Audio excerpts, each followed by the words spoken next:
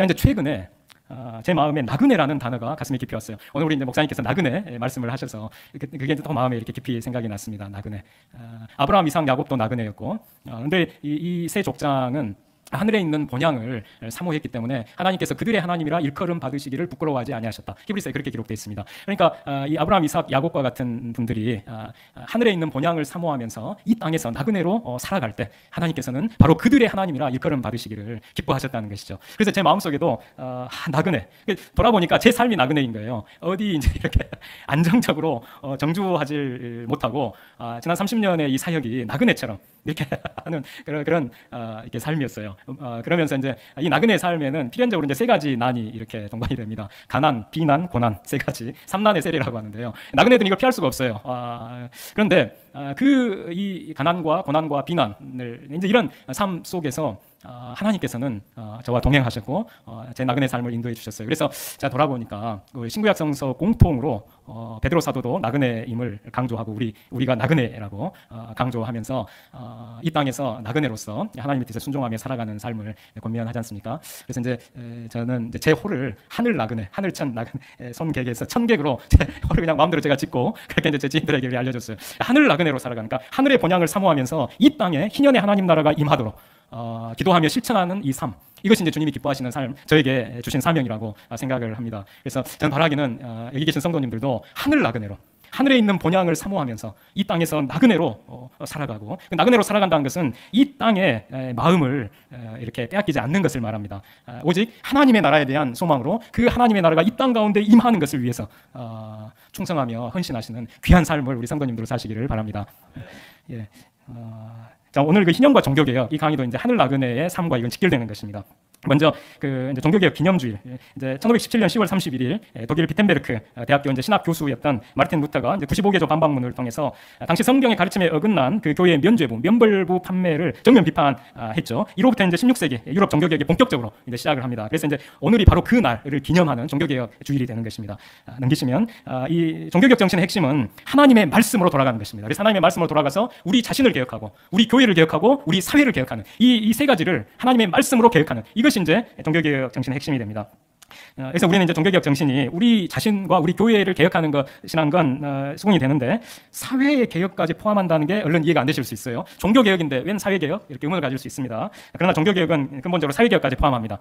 넘기시면 그 종교개혁의 독일어는 레포르마치온입니다. 근데 이 레포르마치온은 영어 리포메이션, 단어 똑같죠? 그냥 개혁이에요. 앞에 종교라는 수식어가 없어요. 독일에서 종교개혁을 칭할 때는 그냥 레포르마치온입니다. 그냥 개혁이에요. 그러니까 교회개혁과 사회개혁을 망라해서 전 분야의 개혁, 이것이 바로 레포르마치온인 것입니다. 그래서 종교개혁을 교회개혁에만 국한된 것으로 오해하면 안 됩니다. 교회개혁을 넘어서 사회개혁에도 큰 영향을 미쳤던 세계사적인 대사건이 이제 이 종교개혁인 것입니다. 넘기시면 종교개혁이 사회개혁의 기준으로 삼은 것은 바로 성경이었어요. 종교개혁자들은 오직 성경, 솔라 스크립추라, 오직 성경이라는 종교개혁 원리에 의거해서 사회를 개혁하려고 했습니다. 그래서 예컨대 칼빈은 하나님의 절대 주권, 성경의 핵심이죠. 하나님의 절대 주권에 입각해서 하나님이 교회도 통치하시고 국가도 통치하신다 라고 보고, 교회의 통치와 국가의 통치는 서로 한 하나님이 통치하시니까 서로 상반되지 않는다라고 강조하면서 정의와 평화를 국가의 통치 목적이라고 이야기를 합니다. 국가를 통치할 때 무엇을 위해 나라를 통치하는가? 정의를 실현하고 평화를 실현하기 위해서라는 것이죠. 그래서 이제 넘기시면 16세기 이제 독일의 종교개혁가 마르틴 부처라는 사람이 있는데, 이 사람은 이제 칼빈의 영적 아버지로 불릴 만큼 칼빈에게 엄청난 영향을 끼친 사람입니다. 그런데 이제 부처는 입헌주의 정치 사상에 입각해서 그 당대의 절대 왕정을 비판하고 약화시킨 데 기여합니다. 그래서 절대 왕정에서 입헌 군주제, 그리고 그걸 거쳐서 민주주의 체제로 이행하는데 종교개혁가들이 결정적인 영향을 미칩니다. 그러니까 우리 그리스도인들은 흑인 노예 해방에도 엄청난 영향을 미쳤을 뿐만 아니라 현재의 민주주의 제도를 수립하는 데에도 큰 영향을 미친 것입니다. 17세기 스코틀랜드 종교개혁가 사뮤엘 러더포드도 종교개혁 원리에 입각해서 국민들이 왕을 통제한다 하는 그런 이론을 정립을 했습니다. 그래서 종교개혁가들의 이 입헌주의 사상은 종교개혁이 일어난 국가들 전체에서 절대 군주, 왕의 권력을 약화시키고 입헌 군주제를 거쳐서 민주주의 체제로 이행하게 만든 그런 결정적 공헌을 세계사적으로 바로 우리 종교개혁가들, 그리스도인들이 그 당대에 했습니다. 그러니까 이런 사회개혁까지도 해냈다는 것이죠. 그리고 이제 넘기시면 이 종교개혁 정신에 대해 루터가 이런 말을 했습니다. 자신을 위해서 소유를 유지하는 것은 선한 행위라고 간주할 수 없고 이웃을 위한 것이야만 한다. 그리스도인의 재산과 양식은 이웃을 더 잘 돕고 보호하고 지키기 위한 것이다. 즉 이제 당신의 재산은 더 이상 당신의 것이 아니라 당신의 이웃의 것이다. 굉장히 과격하죠. 그러니까 우리에게 있는 재산과 양식이 지금 그것이 없어서 굶주리고 고통당하는 가난한 이웃의 것이라는 것입니다. 루터의 말은. 이게 종교개혁가들의 정신이었다는 것이죠. 그 다음 넘기면 이제 칼빈도 이런 얘기를 합니다. 우리는 사람들 자신이 어떤 자격이 있는지를 고려할 게 아니라 모든 사람 안에 있는 하나님의 형상을 바라봐야 한다. 모든 인류가 하나님의 형상으로 창조되었다는 그 진리에 입각해서 그래서 그 하나님의 형상의 모든 영예와 사랑을 바쳐야 한다. 가령 그 사람이 당신의 최소한의 노력조차 받을 자격이 없는 그런 형편없는 사람이라고 하자. 그러나 당신에게 그 사람을 첨가하는 추천하는 이 하나님의 형상은 당신 자신과 당신의 모든 소유를 그에게 줄 만한 가치가 있다. 정말 보잘것없어 보이고 하찮게 보이는 그런 사람이라 하더라도 그 사람은 하나님의 형상이기 때문에 내가 내 생명과 내 재산까지 모두 다 그에게 줄 만한 가치가 그에게는 있다는 것이죠. 이 사람은 하나님의 형상이니까. 이게 칼빈의 관점인 것입니다. 자, 그런데 이제 이 종교개혁가들에게도 이제 명함이 있습니다. 말씀부터 이제 반신년인데요. 이게 많이 알려져 있지 않은데 이거 꼭 짚어야 될 내용이어서 말씀을 드리려고 합니다.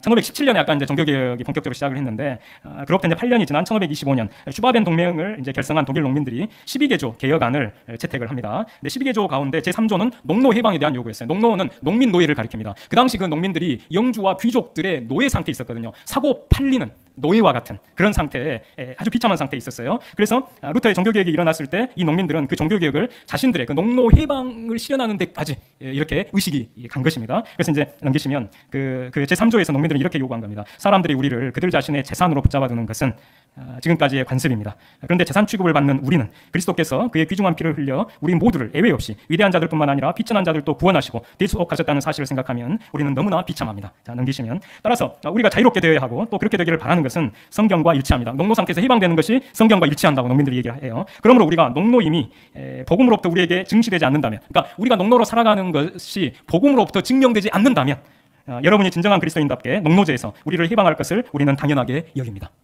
이렇게 이제 농민들이 주장을 했어요. 자, 그랬는데 루터의 말이 충격입니다. 자, 넘기시면 이 농민들의 정당한 농노 해방 요구에 대해 루터가 반대를 해요. 이렇게 얘기합니다. 그것은 그러니까 농민들이 농노 해방을 요구하는 것은 그리스도인의 자유를 완전히 육신의 것으로 만드는 것입니다. 아브라함과 다른 족장들도 또 예언자들도 노예를 갖고 있지 않았습니까? 그 당시에 모두가 노예였던 종들에 대해 사도 바울이 가르친 것을 읽어보십시오. 자, 그럼 넘기시면 그러므로 이 조항은 복음에 대적하여 죽은 것입니다. 농노 해방 요구가 복음을 대적하는 것, 죽은 것이라고 얘기하는 거예요. 그것은 모든 사람이 그의 주인에게서 그의 주인의 재산이 된 몸, 그러니까 노예들을 빼앗는 일종의 강도질입니다. 왜냐하면 죄수나 병자가 그리스도인이 되는 똑같은 방식으로 너희는 아직 자유롭지는 않지만 그리스도인이 될 수 있고 그리스도인의 자유를 가질 수 있기 때문입니다. 또 계속해서요. 이 조항은 모든 사람을 평등하게 만들고 그리스도의 영적인 왕국을 세속적이고 외적인 왕국으로 바꿀 것입니다. 모든 사람을 평등하게 만들 것이기 때문에 지금 반대하는 거예요.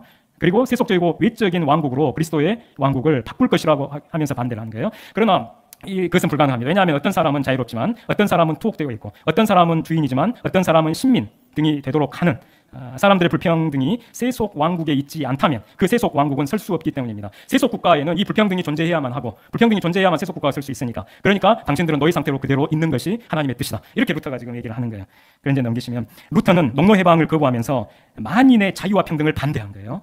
루터는 농노 해방이 그리스도인의 자유를 완전히 육신의 것으로 만드는 것 이라고 비판을 하고 복음에 대적하여 죽은 것이라고 주장하면서 그의 주인의 재산이 된 몸을 빼앗는 일종의 강도질이라 농노를 해방시키는 건 농노의 주인에게서 재산을 빼앗는 행위라고 강도질이라고 그렇게 지금 비난을 하는 겁니다. 넘기면 이제 루터는 농노 해방이 그리스도의 영적인 왕국을 세속적이고 외적인 왕국으로 바꿀 것이라고 지금 강변한 거예요. 루터는 그리스도의 왕국을 오직 영적인 것으로만 오해한 겁니다. 그러나 그리스도의 왕국은 영적인 차원과 물질적인 차원을 모두 포괄하는 총체적인 것이죠. 하나님의 나라는. 자, 넘기면 루터와 정반대로 농민들은 영적인 차원과 물질적인 차원을 모두 포괄하는 총체적인 그리스도의 왕국을 농민들은 정확히 이해했기 때문에 그리스도께서 그의 귀중한 피를 흘려 우리 모두를 예외 없이 위대한 자들뿐만 아니라 비천한 자들도 구원하시고 대속하셨다는 그 복음의 근거에서 농민들은 농노 해방을 요구했습니다. 넘기면 혹자는 루터를 옹호하기 위해 루터의 글을 오늘날이 아니라 루터 당대의 눈으로 읽어야 한다고 주장을 해요. 루터를 이제 변호하려고 그 시대에는 농노제가 이 법으로 이미 시행되고 있었고 관습화되어 있었다. 그러니까 루터도 어쩔 수 없었다. 이렇게 이제 변호를 하려고 합니다. 그러나 이런 주장은 잘못이죠. 왜냐하면 루터와 같은 시대에 살았던 농민들의 눈에는 농노 해방이 성서에 부합하는 것이 너무나 명백했기 때문입니다. 농민들이 너무나 쉽게 정확하게 이 농노 해방이 성경적이라는 걸 깨달을 수 있었는데 어떻게 해서 종교개혁 자인 성경에 그렇게 해박한 루터가 그걸 모를 수가 있을까요? 말이 안 되는 것이죠. 그러니까 이건 변명이 안 되는 겁니다.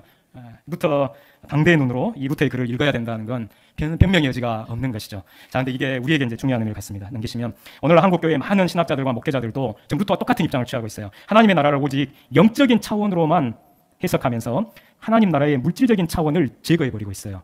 지금 많은 신학자들과 목회자들이.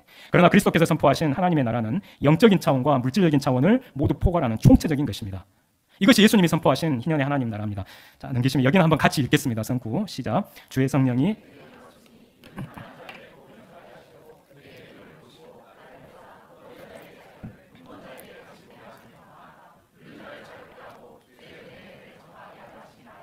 아멘.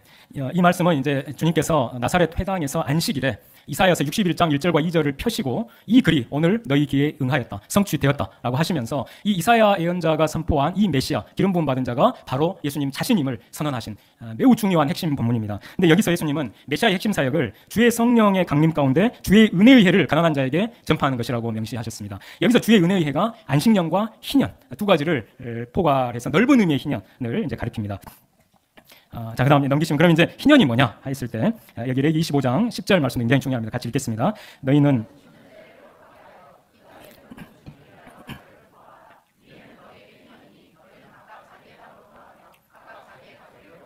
아멘. 여기 보시면 이제 50년째, 제 50년이 이제 희년인데요. 그때 자유를 빼앗긴 사람들에게 자유를 공포하고 해방하라는 것이죠. 그리고 각각 자기의 땅으로 돌아가라. 그래서 조상 대대로 물려받은 기업인 땅을 빼앗긴 잃어버린 사람들이 희년의 땅을 되찾아라. 그리고 각각 자기의 가족에게로 돌아가라. 그래서 가난 사람들이 이제 가난 때문에 뿔뿔이 다 흩어져 가지고 첫째는 강 건너 강부잣집에, 둘째는 산 넘어 최부잣집에 머슴살이로 다 이렇게 팔려가서 가족이 뿔뿔이 흩어진 이 사람들이 희년이 되면 다시 가족 공동체로 회복하라. 이렇게 지금 말씀하신 본문입니다. 자, 이제 넘기시면 이 안식일, 안식년, 희년 이 세 가지는 하나의 묶음입니다. 그래서 이제 안식일을 이게 제7일 이날 이제 모든 일을 멈추고 안식을 하죠. 안식년은 제7년인데 두 가지를 합니다. 한 해 동안 농사를 짓지 않고 땅을 쉬게 해야 합니다. 휴경하는 거죠. 토지 안식입니다. 그리고 또 하나는 비탕감입니다. 가난 사람이 진 빚을 모두 이 제7년 안식년에 탕감을 해줘야 합니다. 그리고 희년은 이제 제50년인데 5가지가 이루어집니다. 첫째는 토지 안식. 이건 이제 안식년과 똑같아요. 그래서 49년 안식년하고 50년 희년 이렇게 연달아 올 때는 2년 연속 휴경을 하고 토지를 안식하게 합니다. 그리고 이어지는 나머지 4개는 가난한 사람들을 그 가난의 고통에서 건지는 것입니다. 그래서 가난 때문에 땅을 잃어버린 가난한 사람이 희년이 되면 토지를 회복하고, 가난 때문에 집을 잃어버린 사람이 희년이 되면 주택을 회복하고, 가난 때문에 자기 자유를 팔고 머슴살이 종살이로 팔려간 사람들이 희년이 되면 자유를 회복하고, 가난 때문에 가족 공동체가 깨진 사람들이 희년이 되면 가족 공동체를 회복하게 되는 것입니다. 그래서 안식일, 안식년, 희년은 7을 공통 주기로 합니다. 그래서 제7일 안식일, 제7년 안식년, 제7 안식년 49년, 그 이듬해 제50년 희년에서 7이라고 하는 숫자를 주기로 안식일, 안식년, 희년이 이제 이렇게 오게 되고, 또 이 세 가지가 안식과 자유라는 공통 정신이 있어요. 안식과 자유. 그래서 이 세 가지 안식일, 안식년, 희년 한데 묶어서 안식일 관련법이라고 합니다. 그래서 그 종교개혁자 요한 칼빈이 안식일 계명, 십계명의 안식일 계명을 주의할 때 안식년과 희년까지 모두 거기에 포함시켜 가지고 그 주의를 한 이유가 이게 하나이기 때문에 그렇습니다. 그럼 넘기시면 이 안식일, 안식년, 희년에는 3가지 관계가 회복이 됩니다. 하나님과의 관계, 이웃과의 관계, 땅을 비롯한 이 자연과의 관계. 그래서 먼저 그 하나님과의 관계는 그 희년을 속죄일에 선포하게 되어 있거든요. 1년 중에 가장 중요한 날이 속죄일입니다. 이스라엘 달력으로 음력 7월 10일 그날 하루만 대제사장이 휘장을 지나 지성소로 들어갈 수가 있어요. 그래서 자신과 온 이스라엘 백성이 그날 하루 금식하면서 하나님께 자신들의 죄를 사해 주시기를 간구하고 속죄제사를 드리게 됩니다. 바로 그 속죄일에 희년을 선포하게 하셨거든요. 그래서 이 희년 선포는 속죄를 통해서 하나님과의 관계를 회복하는 것이 희년 정신에서 매우 중요한 것이 됩니다. 그리고 이제 이웃과의 관계는 안식년에 빚을 진 모든 가난한 사람들의 그 부채를 탕감해주고, 또 희년에 가난한 사람들이 잃어버렸던 땅과 집과 자유와 가족을 가난한 사람들에게 다 되돌려 줌으로써 가난한 이웃과의 관계를 회복합니다. 그리고 세 번째 아까 땅을 비롯한 자연과의 관계가 회복되는 것은 안식년과 희년에 한 해 동안 땅을 쉬게 하면서 땅과의 관계를 회복하고, 또 안식년과 희년에 농사를 짓지 않았음에도 불구하고 저절로 난 산물들을 육축과 들짐승까지 다 공유하도록 하셨거든요. 그래서 이런 들짐승, 야생동물들까지 하나님의 사랑의 대상에 있다는 것이 이렇게 담겨 있습니다. 그런데 이제 이스라엘은 이 3가지 관계가 깨졌을 때 전쟁이 일어나서 멸망하고 맙니다. 이 3가지, 그러니까 하나님과의 관계, 이웃과의 관계, 땅을 비롯한 자연과의 관계, 이 3가지가 깨졌을 때, 그러니까 하나님을 섬기지 않고 우상을 숭배했죠, 이스라엘이. 그리고 가난한 이웃들을 돌보기는커녕 압제하고 착취를 했죠. 그리고 안식년, 희년이 되면 당연히 땅을 쉬게 해야 하는데 쉬게 하지 않고 탐욕 때문에 계속 경작을 해버렸어요. 그 결과 이스라엘은 이제 멸망하고 맙니다. 그래서 우리 시대에도 우리가 이제 이 땅의 평화를 지키는 가장 중요한 길이 바로 이 희년 정신을 실천하는 데 있다고 생각을 합니다. 우리가 이제 대한민국의 안보, 그리고 지금 굉장히 이제 한반도를 둘러싼 상황들이 심상치가 않고 군사적 대립 충돌의 가능성이 점점 높아지고 있는 이때 하나님께서 이 역사를 주관하고 계시는데 이 평화를 우리가 어떻게 살아갈 때 우리에게 주시는가 하면 바로 이 희년 정신, 그러니까 하나님과의 관계, 이웃과의 관계, 땅을 비롯한 이 자연과의 관계, 3가지 관계를 모두 바르게 우리들이 할 때 우리들의 안전보장이 하나님으로부터 주어진다고 저는 확신합니다. 그래서 자, 이제 넘기시면 그 다음에 이제 그 희년의 하나님 나라, 우리가 아까 읽은 그 본문 이제 누가복음 4장 18, 19절인데 그 고딕체로 된 부분 보시면 복음이 주의 은혜의 해로 나오거든요. 그러니까 주의 은혜가 아까 희년입니다. 안식년과 희년을 포괄하는 넓은 의미의 희년, 간단히 희년. 그래서 희년의 복음을 말씀하시는데 그 동일한 4장의 마지막에서는 하나님의 나라 복음을 말씀하시거든요. 그러니까 이 둘이 같은 겁니다. 동일한 누가복음 4장에서 18, 19절에서는 주의 은혜의 복음, 그리고 43절은 하나님의 나라 복음. 근데 이 둘은 같은 거예요. 같은 거. 그래서 이제 넘기시면 그리스도께서 선포하신 주의 은혜의 복음은 이퀄 하나님의 나라 복음이죠. 그럼 뒤에 복음을 빼면 그리스도께서 선포하신 희년은 하나님의 나라와 똑같은 것입니다. 그리고 이걸 더 압축하면 그리스도께서 선포하신 복음은 뭐냐? 희년의 하나님 나라가 되는 것이죠. 희년의 하나님 나라. 희년의 하나님 나라. 자, 이제 넘기시면 예수님이 선포하신 주의 은혜의 해는 안식년과 희년을 모두 포함하는 넓은 의미의 희년입니다. 구약에서 안식년은 가난한 자가 빚을 탕감받는 해이고 희년은 토지와 자유를 되찾는 해죠. 안식년의 빚탕감, 희년의 토지 회복, 자유 회복. 중요한 것만 제가 여기 적었습니다. 자, 이걸 염두에 두고 그 다음 보시면 예수님이 선포하신 주의 은혜의 해는 그리스도의 십자가 대속으로 그것을 믿는 모든 사람이 죄의 빚을 탕감받는, 죄의 사함을 받는 안식년입니다. 죄의 빚 탕감은 이꼴 죄 사함이거든요. 그러니까 빚 탕감하고 죄 사함을 주님께서 결부시켜서 비유의 말씀을 여러 번 말씀하셨잖아요. 죄의 빚 탕감, 이게 죄 사함입니다. 그러니까 죄의 빚을 탕감받는 이 영적 안식년을 주님께서 우리에게 십자가로 선포하셨다는 것입니다. 또 예수님이 선포하신 주의 은혜의 해는 토지, 하나님 나라 기업, 또 자유, 마귀의 종로로서 해방되는 자유를 되찾는 희년이라는 것이죠. 자, 지금 이제 영적 안식년과 영적 희년만 지금 여러분께 말씀을 드리고 있습니다. 자, 이거 다시 넘기시면 그리스도는 십자가 대속으로 우리에게 죄의 빚을 탕감받는 안식년, 그리고 토지와 자유를 되찾는 희년을 우리에게 십자가로 선포해 주신 것입니다. 넘기면 희년 정신의 알맹이는 대속 정신, 곧 십자가 정신이에요. 십자가 정신. 가난 때문에 땅과 집과 자유와 가족을 잃은 그 가난한 친족을 위해 부유한 근족이, 가까운 친족이 대신 값을 치르고 그 가난한 친족의 땅과 집과 자유와 가족을 회복시켜 주는 이것, 이 가까운 친족의 대속 정신. 이것이 이제 구약 성경에서 가장 아름다운 제도라고 할 수 있고 이게 그리스도의 십자가를 예표하는 매우 중요한 제도인데 이 근족의 가까운 친족의 대속 정신이 바로 십자가 정신인 것이죠.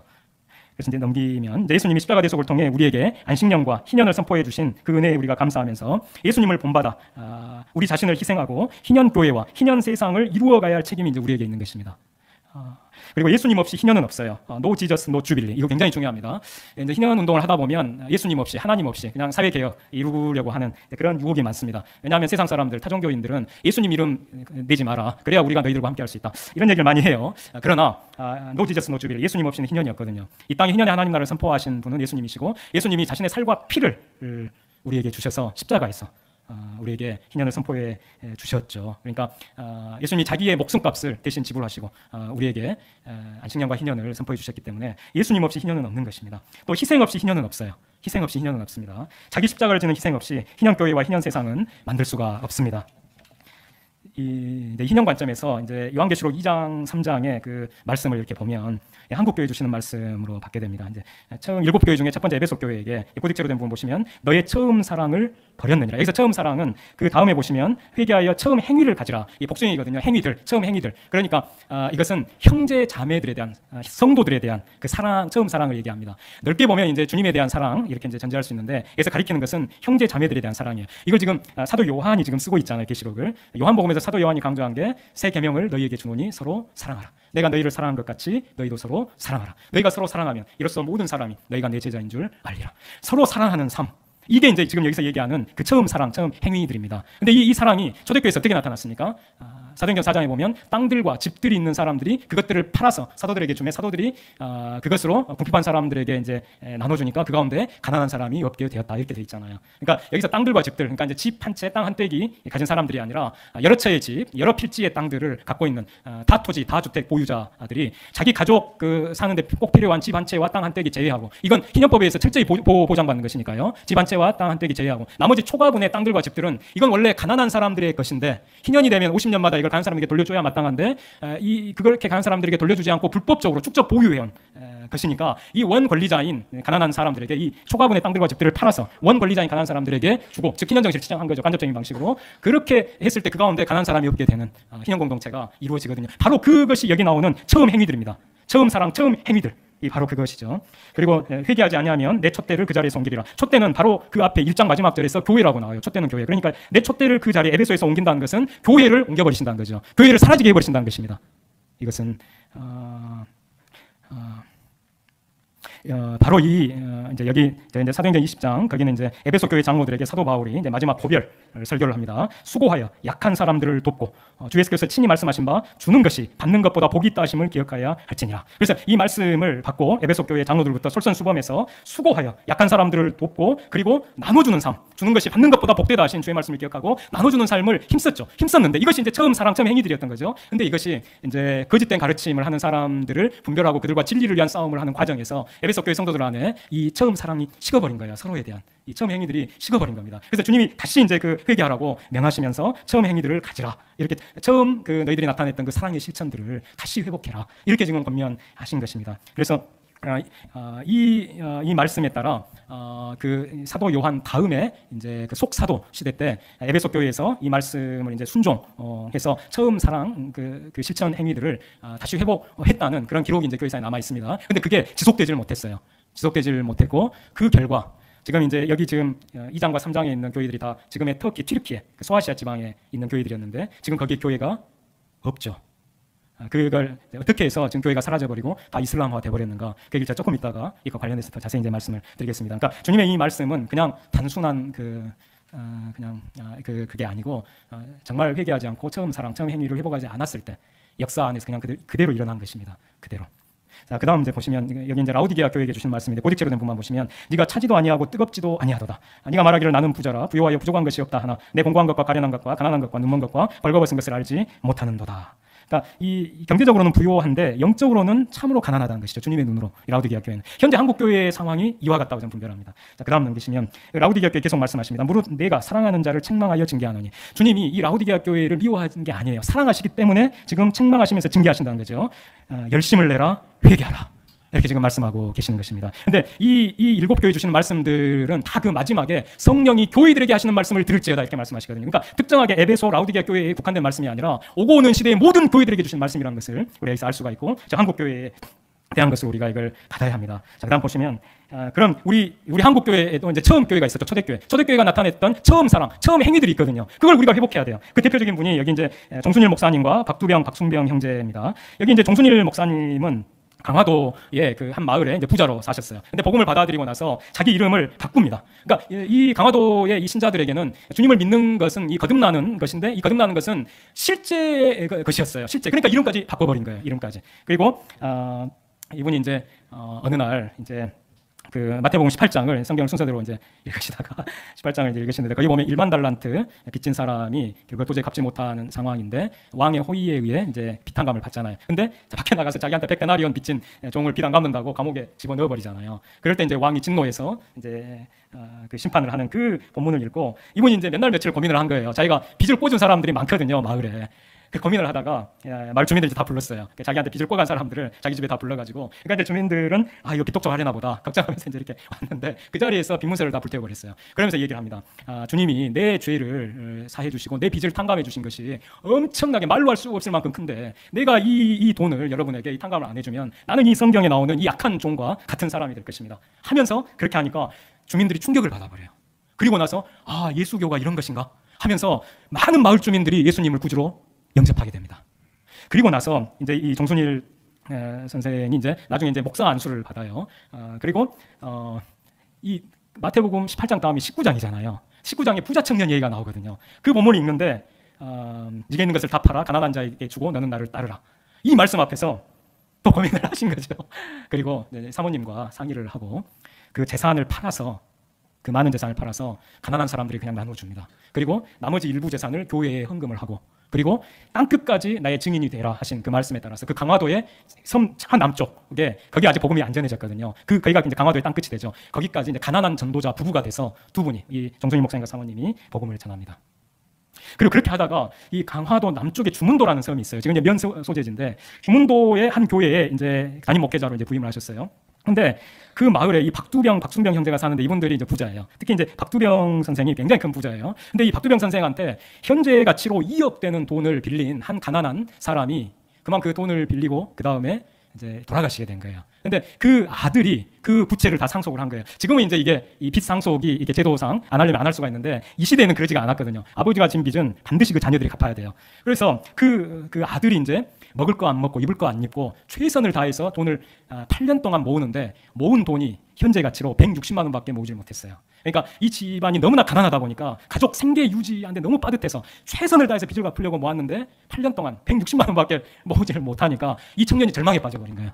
그래가지고 기도도 안 되고 안 되니까 이제 교회의 목사님과 정순일 목사님과 마을 이제 교회 이제 성도님들, 거기 이제 박두병, 박순병 형제 이런 분들 다 자기 집에 이제 모신 거예요. 이제 초대를 해가지고 거기서 이제 솔직하게 얘기를 합니다. 제가 이 빚을 갚기 위해서 정말 제 최선을 다했습니다. 그렇지만 이것밖에는 모으질 못했고 이렇게 보면 제가 평생 죽을 때까지도 이 2억이나 되는 돈을 갚는 건 저한테는 불가능합니다. 근데 이것 때문에 제 마음이 눌리니까 기도도 안 되고 너무나 고통스럽습니다. 이 얘기를 솔직하게 한 거예요. 그 얘기를 이제 듣고 그 자리에서 정순일 목사님이 이제 그 자리 이제 일순간 침묵이 쫙 흐른 거죠.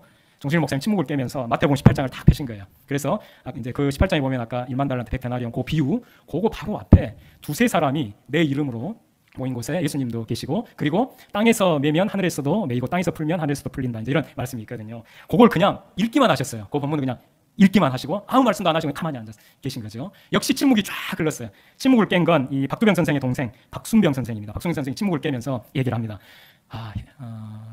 형님, 이 청년의 이 상황 그리고 방금 목사님이 읽어주신 마태복음 그 말씀 우리가 볼 때 이 청년이 우리와 한 마음으로 두세 사람이 한 마음으로 주님께 기도를 하려면 이 청년이 도저히 갚을 수 없는 이 빚을 탕감해 줘야 하지 않겠습니까? 이렇게 얘기를 한 거예요. 그러니까 바로 그 자리에서 이제 박동명 선생이 무릎을 탁 치면서 그렇게 함세 이렇게 하고 그 자리에서 2억이나 되는 돈을 탕감을 한 거예요. 그 말을 듣고 이제 박순병 그 동생 되는 이분도 이 집에 이 청년의 집에 현재 가치로 2천만 원의 돈을 꽂은 게 있었거든요. 자기도 2천만 원 이걸 탕감하겠습니다. 얘기를 한 거예요. 그러니까 이 사실이 이제 그 마을에 주문도에 쭉 알려지게 되니까 수많은 마을 사람들이 이게 기독교구나 깨닫고 예수님을 믿게 됩니다. 마을 주민의 75%가 그 당시에 예수님을 구주로 믿는 기적 같은 일이 일어났다고 해요. 그리고 지금도 이 주문도는 면 소재지인데도 불구하고 술집과 다방이 없어요. 기독교 문화가 뿌리를 내린 겁니다. 그게 완전히. 그리고 정순일 목사님은 성자 목사님이라는 그런 별명, 호칭호를 받으면서 평생 동안 가난하게, 청빈하게 전도하고 목회하시다가 이제 소천하셨죠. 이게 바로 우리 한국 초대교회인 것입니다. 이게 초대교회. 아까 비탄감의 안식년에 이루어진 넓은 의미의 희년 실천인 것이죠. 그리고 또 한 분, 여기 이제 그다음 보시면 구현영 부정서 부자와 유관순 열사의 가문. 여기 깊은 이 관련이 있어요. 이 구현영 전도사님은 원래 의병장이셨어요. 근데 의병 독립운동을 하다가 이분이 한계를 경험한 거예요. 백성들이 독립 운동에 동참을 안 하는 거예요.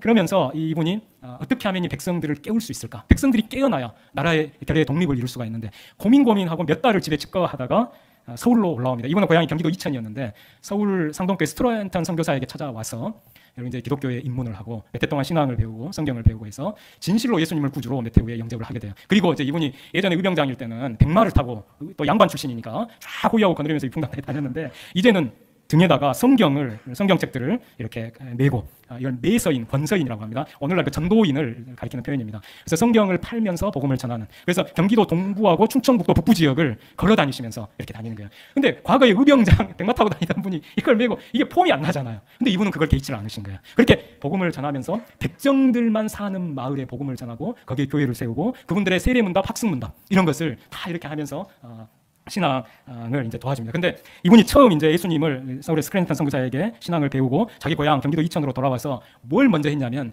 자기 집안의 노비를 다 해방시켰어요.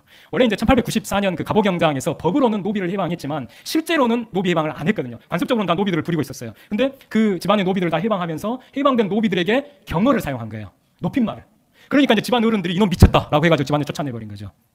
그런 고통을 당했어요. 그리고 이제 이게 책에는 안 나오는데 이덕주 교수님하고 이제 최태욱 박사님이 이분에 대한 연구 집중하셨어요. 근데 그분들이 이제 강의 영상에서 하신 걸 들어보니까 해방된 노비들에게 토지까지 나눠줬다 그래요. 생각해 보면 노비들이 해방돼서 먹고 살아갈 땅이 없어버리면은 경제적으로 굉장히 큰 곤란을 겪게 되지 않겠어요? 그러니까 땅까지 노비들에게 나눠준 거죠. 노비 해방과 토지 분배. 이건 아까 희년에 일어나는 일이지 않습니까? 희년 정책 그대로 실천하신 거죠. 그렇게 하시다가 나중에 이제 1907년이 우리나라에 굉장히 중요한 해입니다. 1907년 정월에 평양 장대영교에서 평양 대붕이 이제 폭발을 하게 되고 그리고 그 해에 이제 고종 황제가 해일금 밀사 사건 때문에 강제 퇴위당하고 군대가 해산당하면서 그때가 이제 정민년이거든요. 정미의병이 이제 일어납니다. 근데 의병 활동에 이제 그 구현영 전사님은 직접 참여는 안 했지만 그 당시 대표적 친일 단체가 일진회였는데 일진회원 수십만 명이 일본과 이제 합방을 요구하고 하는 굉장히 이제 의용 친일 단체였는데 일진회를 강하게 이제 규탄 비판 전산하면서 복음을 전하시면서도 나라의 독립, 결의 독립을 위해서 최선을 다하셨거든요. 그래서 그 당시 이제 일본 그 헌병대 그 문서에 경기도 동부 지역에서 가장 그 불령선인, 가장 위험한 인물이 구현영이다. 이게 이제 기록이 돼 있어요. 그러니까 이 정리후병이 이렇게 일어났을 때 일본군 헌병 부대가 경기도 이천 지역에 들어와서 구현영 전사님과 그 아드님 구정서 전도사님을 이제 살해합니다. 그러니까 그때 이제 그 직전에 예수교인 대회가 경기도 이천 지역에서 크게 열려서 예수교인 대회에 참여하려고 서울에서 전도사로 사역하던 그 아드님 구정서 전사님도 내려와 있었거든요. 그런데 예수교인 대회 마치고 집에 계신데 일본 헌병 부대가 들이닥쳐서 붙잡아서 이천 시장에 큰 미류나무가 있었는데 미류나무 앞에 두 분을 세워두고 이제 총살을 한 거예요. 근데 그때 이제 저 사람들의 전해오는 이야기, 그 기록이 남아 있는데 그렇게 이제 돌아가실 때 하늘이, 그러니까 그때 이제 그러니까 이제 보통 이렇게 맑은 날씨였는데 갑자기 이제 하늘이 흐려지면서 폭우가 1시간 동안 내리고 천둥 번개가 쳤다 갑자기. 그러니까 사람들이 의인이 억울하게 죽임을 당했기 때문에 하늘이 진노해서 이러는구나. 그 얘기가 이제 전해질 만큼 그랬다고 해요. 그리고 이제 이제 구현영 전사님은 몇 달만 더 있으면 이제 목산수를 받으실 시점이었는데 그렇게 해서 이제 그 아드님과 함께 돌아가셨고, 근데 이 구현영 전도사님이 아까 복음을 전하면서 개척한 그런 그 교회들의 그 선한 영향을 받아서 아우네 장터에서 이제 유관순 열사 가문의 그 3.1 그 만세운동, 우리 결의 대표적인 만세운동이 일어나잖아요. 그 아우네 장터 만세 시위를 주도한 것이 지령립교회, 유관순 열사 가문이 이렇게 그 출석하던 교회거든요. 그 지령립교회가 바로 이 구현영 전도사님의 복음 전도의 열매로 세워진 교회예요. 지령립교회가. 그리고 이 지령립교회가 3.1 만세운동을 주도하게 됩니다. 근데 이 유관순 열사 가문의 가장 큰 어른이 할아버지예요. 유관순 열사의 할아버지. 근데 이 할아버지가 예수님을 믿고 가문에 명을 내려서 모든 노비를 다 해방하라. 노비 해방 똑같이 노비를 해방하고, 그리고 아까 책에는 문헌상에는 기록이 없는, 제가 못 찾았는데 아까 이제 그 두 분의 그 박사님들이, 교수님들이 강의에서 말씀하신 걸 보면 해방된 노비들에게 토지를 나눠준 것으로 나옵니다. 그리고 그 해방 노비들을 나이가 많은 사람에 대해서는 형님 누님으로 부르도록 가르쳤다는 거예요. 이 전까지 종으로 부리던 사람을 해방하면서 형님 누님으로 부르라고 가르치니까 그 유씨 집성촌이었는데 유씨 가문에서 예수님을 믿지 않는 사람들이 역시 이 그리스도인들을 미쳤다고 욕을 하는 거죠. 자, 이제 이렇게 보면 지금 이 구현영 전도사님이 한 신앙의 실천하고 유관순 열사 가문이 했던 이 신앙의 실천이 지금 똑같죠. 이 거룩한 신앙의 실천, 희년정신의 실천이 구현영 전도사님에게서 노비 해방, 그냥 토지 분배, 그리고 경어를 사용하는 인간으로 대접을 하는 것이죠. 노비였던 사람들을. 그게 똑같이 유관순 열사 가문에 일어나고, 그리고 똑같이 구현영 이 전도사님의 이 부자가 결의 독립을 위해서 희생을 당하시고, 또 여기 유관순 열사 가문도 유관순 열사의 부모님이 아우네 장터 만세 시위에서 일본 헌병대 총칼에 학살을 당하고, 그리고 그 작은아버지와 오빠가 투옥이 되고, 유관순 열사도 일본군 총검에 칼에 옆구리를 심한 자상을 입습니다. 그리고 감옥에서 모진 고문을 받다가 이제 돌아가시게 되죠. 그러니까 자기 생명까지 바치는 것이 구현영 전도사님과 유관순 열사 가문에 똑같이 지금 나타난 현상이었던 것이죠. 이게 지금 한국 처음 교회가 나타냈던 처음 사랑, 처음 행위들이라는 것입니다. 이게 한마디로 희년정신을 실천하는, 자기 그러니까 빚을 탕감하고 노비를 해방하고 토지를 나눠주고 더 나아가서 자기 생명까지도 다 내놓는 이런 일을 그리스도인들이 하니까, 이걸 이제 강화도에 그 사역했던 한 선교사님은 이것을 피의 세례라고 불렀어요. 피의 세례, The Baptism of Blood 해서